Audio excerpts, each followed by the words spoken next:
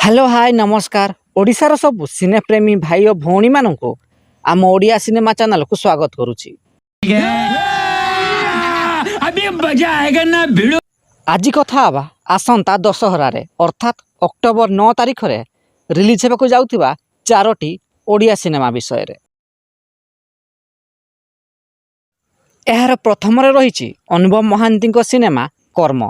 एही सिनेमा रे अनुभव महांती एक आईपीएस पुलिस भूमिका रे अभिनय करिसंती। द्वितीय रे आसुची अर्धेन्दु सिनेमा विलेन। एही सिनेमा रे अर्धेन्दु एक गैंगस्टर भूमिका रे अभिनय करिसंती। एवं तृतीय रे आसुची स्वराज बारिंकर अभिनीत सिनेमा खका भाई तुम पाई। एही सिनेमाटी एक लव स्टोरी उपरे आधारित होईची।